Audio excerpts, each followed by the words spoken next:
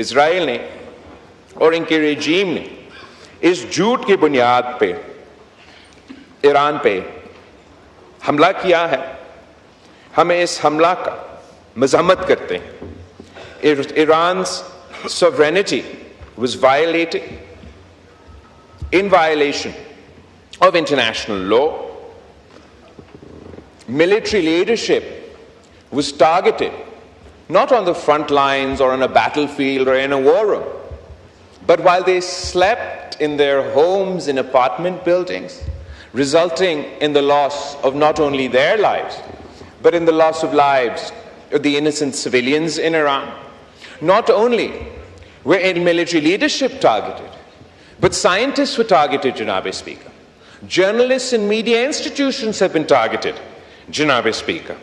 And sabse bharkar, the most egregious attack is that in violation of international law on nuclear facilities. Any attack on a nuclear facility is not just a potential nuclear attack on Iran. For خدا نہ خواستہ اگر اس nuclear facility کو نقصان کے نتیجے میں کوئی leak ہوتا تو وہ اس کا نقصان صرف ایران تک محدود نہیں ہوتا. It would have consequences for all neighboring countries in the region, including Pakistan. تو ہم اس کو سختی سے اس بومنگ کو, اس حملہ کو کا مذمت کرتے ہیں. Yesterday, Janab Speaker, the United States conducted a more expansive attack on Iran's nuclear sites, and the Israeli government is forcing the United States public into a war that the people of the United States do not support, once again based on a lie. The same lie that was peddled before the American public before the Iraq war in 2003. Today it is claimed that Iran is the one with weapons of mass destruction.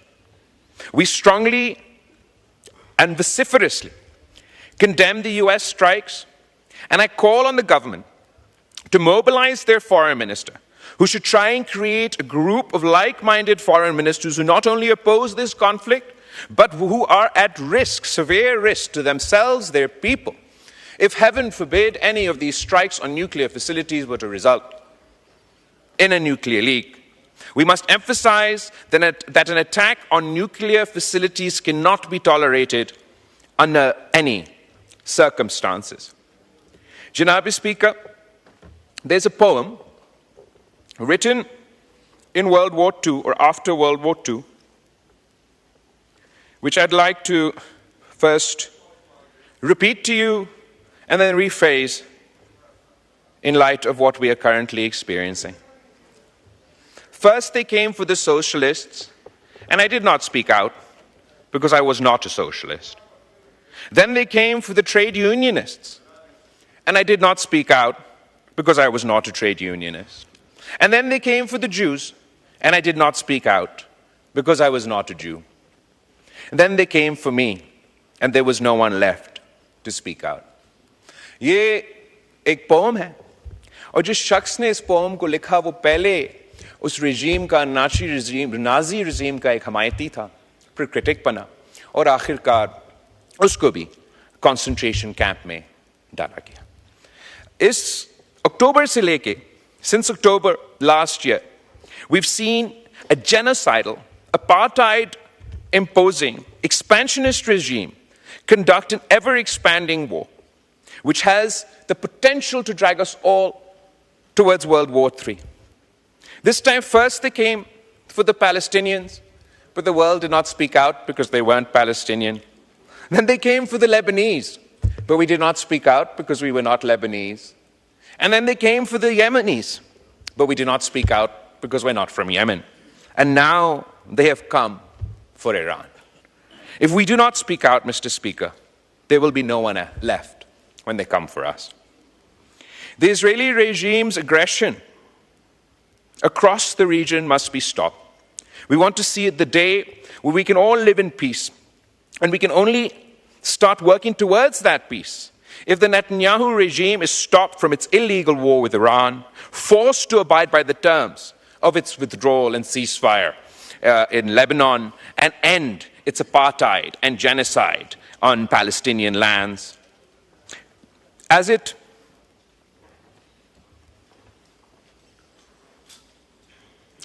continues to bomb Iran, the world must not forget that this Israeli regime, this Netanyahu regime, is currently carrying out the forced starvation of Palestinians in the Gaza Strip. जनाब speaker, हमारे खित्ते में भी एक Netanyahu का सस्ती copy है, और मैं फख्र से कह सकता हूं कि हमने इस सस्ती कॉपी को जंग के मैदान में हरवा दिया, सफारतकारी के मैदान में हरवा दिया और बयानिया के मैदान में हरवा दिया.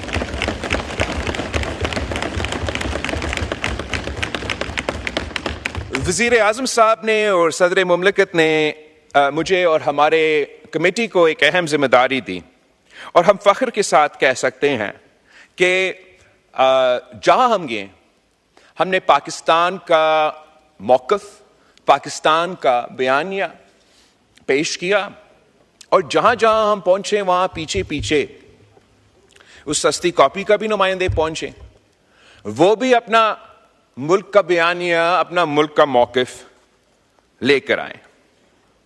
हमारा बयानिया तो अमन का पैगाम था, बट पीस थ्रू स्ट्रेंथ.